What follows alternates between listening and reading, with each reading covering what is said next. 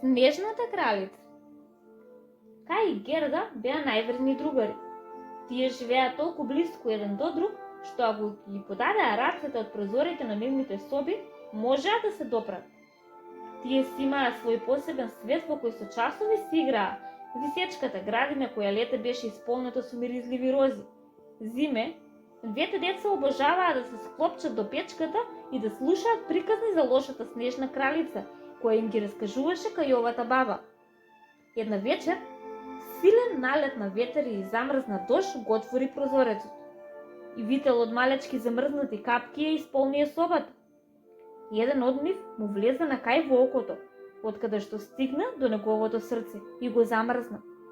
Од таа ноќ, момчето повеќе не беше исто, се промени и не сакаше да се дружи со Герда. Едно студено утро, откако лошо се однесуваше со Герда, момчето отиде на селскиот плоштад да си игра со другите момчиња. Таму, на средината на плоштадот, стоеше голема санка, целата бела и светкава. За да се исчалами пред другарите, Кај ја врза неговата санка за големата и кога таа почна да се движи, тој остави да биде возен. Смеејќи се безгрижно, но штом санката излезе надвор од селото, Кај почна да се плаши. Санката сега се движеше многу брзо по снегот и беше невозможно да се запре. Откако помина прилично долг пат, санката запре, а возачот слезе. Пред него стоеше висока, слаба жена со студен поглед. Снежната кралица. Таа му приде на Кај и го нагрна со незината наметка, која беше бела и светкава како снегот. Потоа го натера да седне до неа и на санката му подари еден мраз студен бакнеш во челото, со кој му ги избриша сите сеќавања на неговите сакани, исто и за малата Герда. Потоа заедно се упатија кон незиниот дворец од мраз. Во меѓувреме, во селото Герда не можеше да се помири со исчезнувањето на Кај и отиде до реката за да го побера. Таму најде еден врзан мал чум, на кој се качи и заплови по водата се до куќата на една вештерка. Жената срдечно ја прими, надевајќи се дека девојчето ќе остане и ќе прави друштво. Потоа ја понуди сочиниот цреши и ја ичешла косата, при што таа заборави на се што претходно знаеше.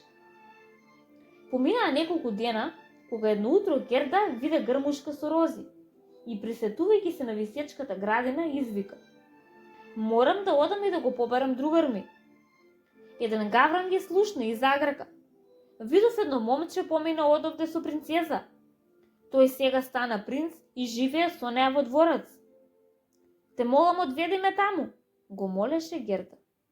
Така, тие стигнаа во дворецот ноќе и се прикрадоа во собата на принцезата.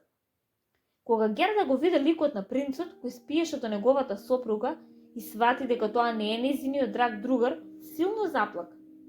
При што се разбудија и принцот и принцезата. Трогнати од приказната за девојчето, принцот и принцезата и дадоа златна кочија и нешто топло облека за да може да продолжи со незината потрага. Во густата темна шума, светкавата кочија го привлече вниманието на бандата разбойници, кои ја нападнаа кочијата и ја заробија Герда. Потоа ја одведоа во незиното дувло за да ја прави друштво на ќерката на нивниот водач, која беше на иста возраст како Герда. Додека беа заедно во шталата, Герда почна да ја раскажува својата приказна. Два гулаба ја прекинаа во раскажувањето велејки: "Го видовме Кај на санката на снежната кралица. Знам како се стигнува до незиниот дворец," додаде еден од елените на крадците. Незината нова пријателка трогната од созажалување и помогна на Герда да избега качена на еленот за да си го пронајде изгубениот другар. Герда и еленот галопираа со денови, а ниту се посилниот студ и глад не можеа да ги запрат. Во меѓувреме, во палатата на снежната кралица, Кај очајнички се обидуваше да состави невозможна сложувалка од мраз, која кралицата му ја даде да ја состави како услов за неговата слобода.